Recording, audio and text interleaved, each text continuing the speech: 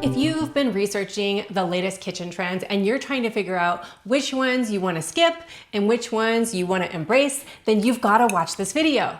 Today, I'm going to give you 5 kitchen trends that are going to absolutely ruin a small kitchen. And in fact, they might make any kitchen seem smaller. Plus, stick around to the end because I'm going to show you 3 different secret design tricks to make any kitchen look bigger. You don't want to miss that.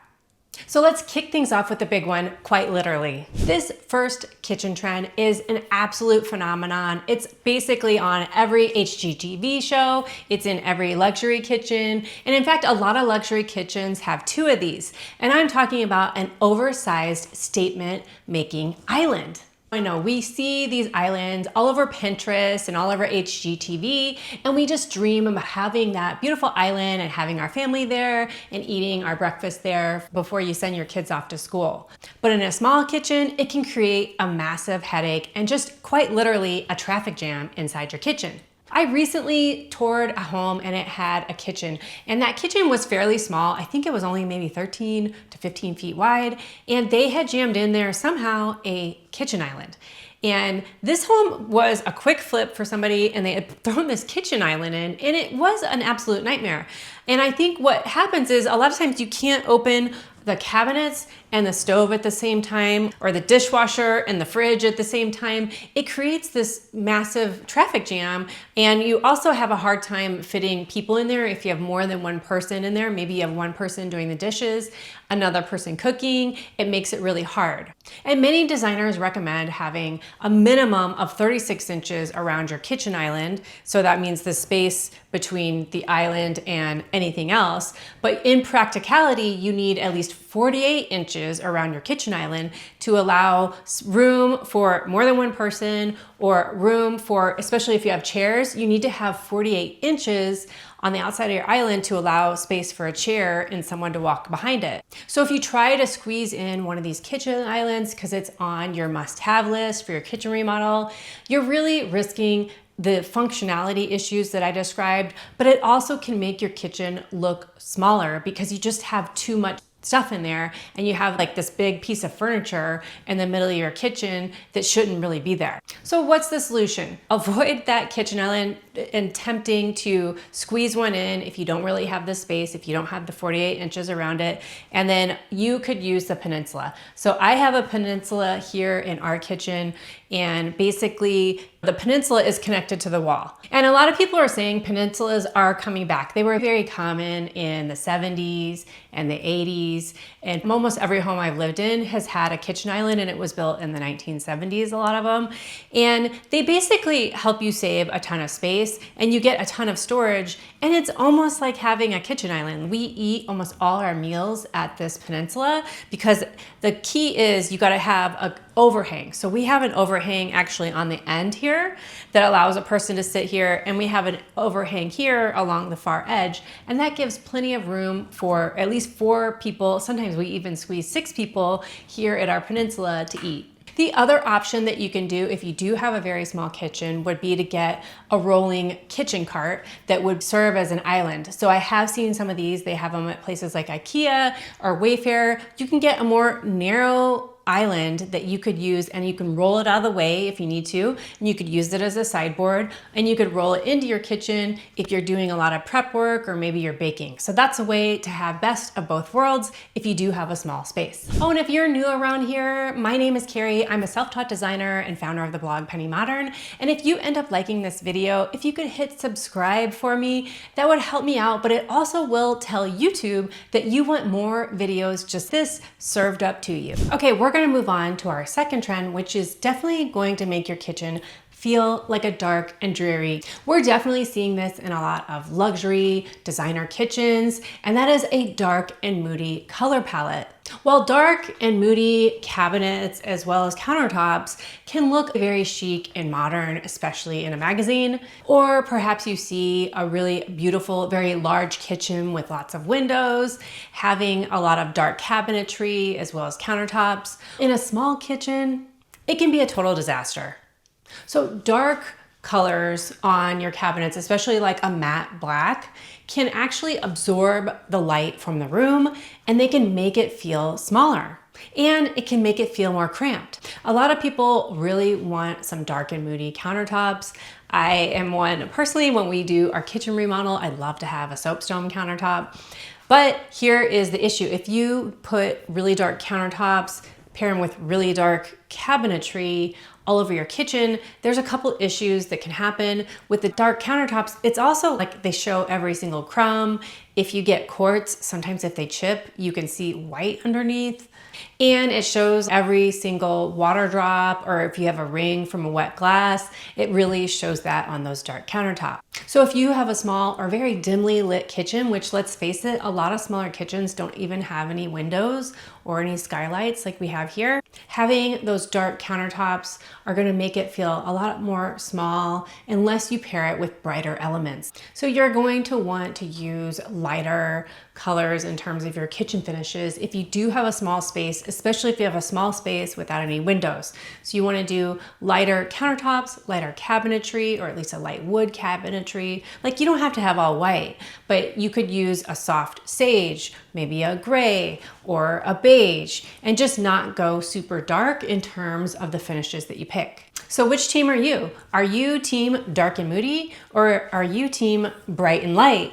Which one do you think is better for a kitchen design? Let me know down in the comments below. Let's debate. Now we're going to get another big offender, which can make your kitchen look even smaller. And this one is on people's wish lists, on their must-haves. It's in every designer kitchen, and they can actually be completely beautiful works of art. And I'm talking about custom statement hood. Now, we don't have one in our kitchen. We just put this up because it was very inexpensive and we did it ourselves. But when we do our kitchen renovation, you can bet you we want to do a custom hood. And you are seeing all kinds of custom hoods all over the place. You have plaster ones, you have wood ones, there's metal ones, there's ones that are even clad in the countertop material. So they're in quartz and marble. But here's the problem if you do have a smaller kitchen. If you end up selecting the wrong hood and get like a big, beautiful, super ornate wooden hood in a contrasting color, it can really overwhelm and dominate your space. And that overwhelming feeling can actually make your kitchen look smaller. If you have this overbearing statement hood and it can actually really just draw your eye there, that's all. It can make your ceiling look lower, which isn't good either. And if you get the wrong scale, it can make the whole room just feel off balance. And that uncomfortable feeling is gonna make it feel cramped as well as cluttered, and it's gonna feel smaller than it actually is. According to an article in Apartment Therapy, there is a trend that is moving away from these huge, ornate, custom range hoods and towards things that are more streamlined and integrated and a more seamless look. And if you choose an integrated hood, meaning one that's actually inside your cabinetry, you could gain extra storage space even if you do it right. So you can have your integrated range hood. I know IKEA has some of these cabinets where you have your range hood actually hidden inside your cabinet, and then you actually have a little bit of storage space above there as well. So you'll get some storage space back, which is critical for any small kitchen. So if you are reaching space, you're going to want to consider not doing that huge, crazy, ornate, or maybe avoiding having statement making piece above your range and just having something more seamless, more integrated, more sleek, so it doesn't visually disrupt things, and it will make your eye flow more smoothly around the room instead of getting stuck on one piece in the middle of your space. And speaking of range hoods and appliances, if you're thinking about doing a kitchen remodel, I've got a great resource for you in my Penny Modern shop. It is my kitchen designer secret source list. And this is secret sources that designers don't want you to know about. They're gonna tell you that these are trade only and you can only get them through a designer. And I'm gonna pull back the curtain and show you all these different kitchen sources and vendors that you can actually buy from. I'm gonna teach you how to buy from them without a designer. And get that in my Penny Modern shop. The link is down below. It's super inexpensive. Let's get back to the video. All right, trend number 4 is actually something that kind of just happens, and I think it happens a lot in newer construction homes or flipped homes, and that is the dreaded gap between your cabinets.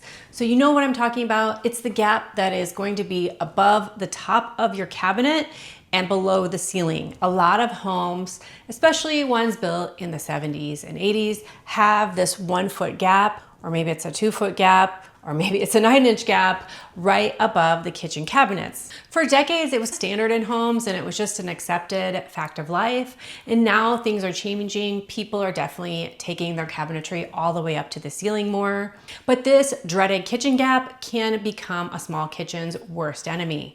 So first of all, this gap is a nightmare because it can collect dust.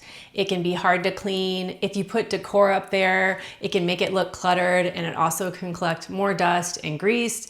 And it's just a problem in terms of the maintenance and cleaning. But then secondly, for small kitchens, here's what it does. It creates this horizontal line that your eye visually stops on. And that way it actually makes your brain think that the ceiling is actually lower than it really is.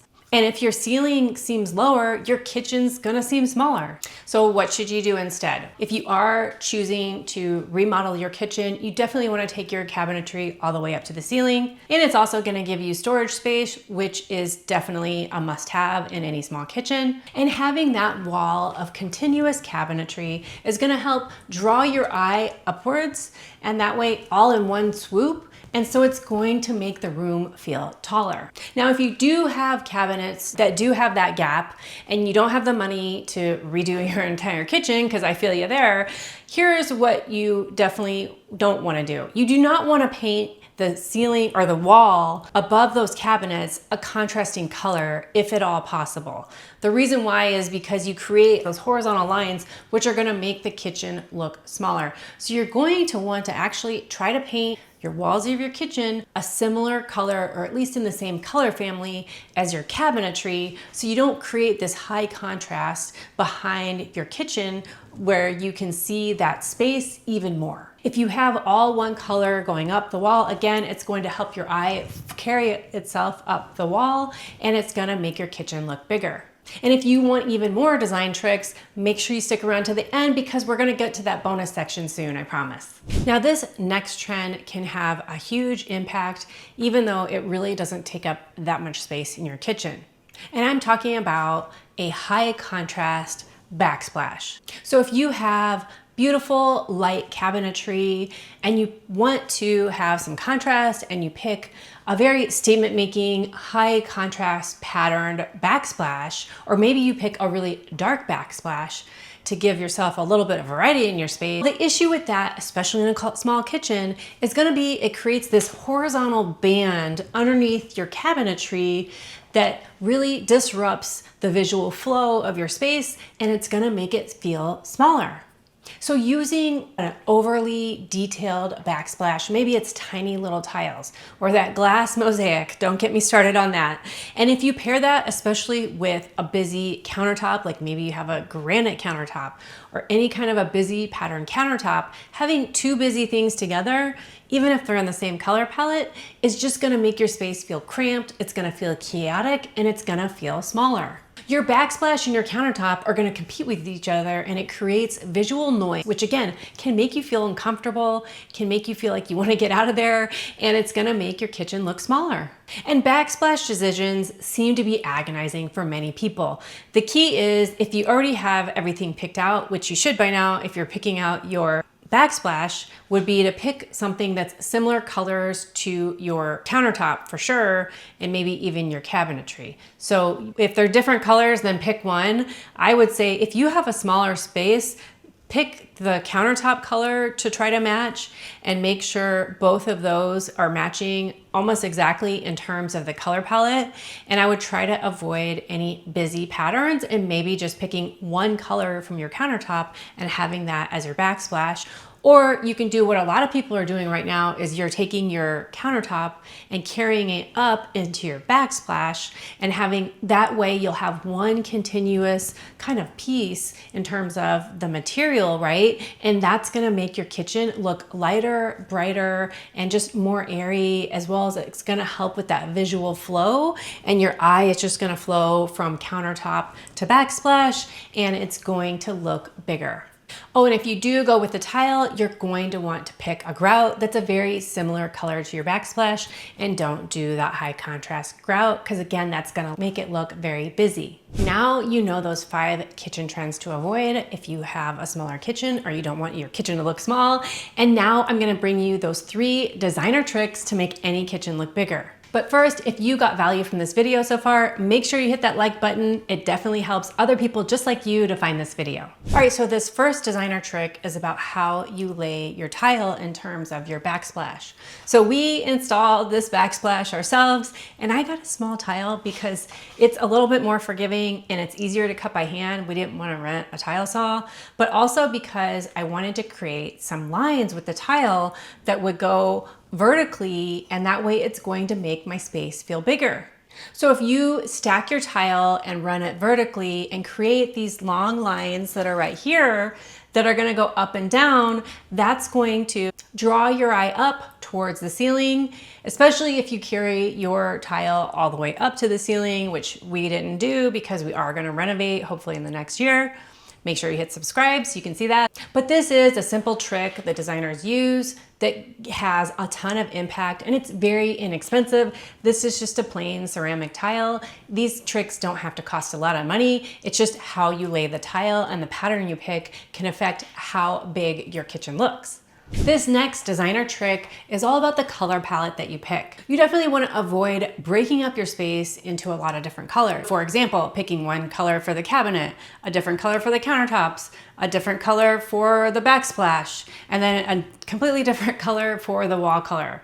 That's definitely not going to do yourself any favors in terms of making your kitchen look like a continuous flow and harmonious, as well as bigger. If you have a very small kitchen, it is a good idea to use the same color in terms of your cabinetry, and then picking something in the same color family for your countertop, and then carrying that same color into your backsplash, and then having a very similar color in terms of your wall color, and having that one continuous color palette. Now, it doesn't have to be all white. Maybe it is beige and cream, right? Maybe it's colors that are in similar color family. Maybe it's a dark green and then the lighter green.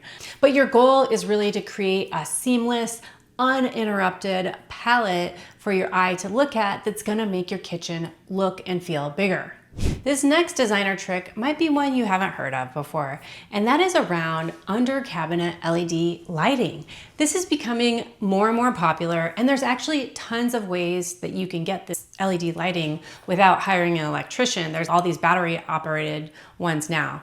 But the reason why this can make your kitchen actually look bigger is because shadows are the enemy of small kitchens. That's why that dark color palette doesn't work that well.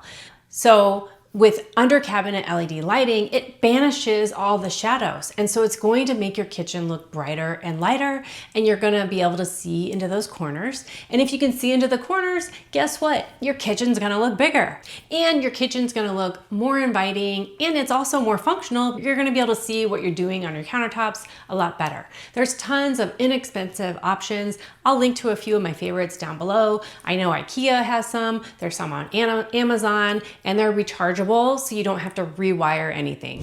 Now that you know some of the best kitchen trends to embrace and which ones you should definitely skip if you want that big, bright, beautiful kitchen, now don't you want to know some of the kitchen upgrades that are going to make your space look and feel more luxurious? If you do, you've got to watch this next video, which is all about kitchen upgrades. I'm going to see you in that video. Oh, and don't forget, make sure you check out the Penny Modern shop for some of my kitchen stuff, and that way it'll help you design a beautiful, functional kitchen for years to come.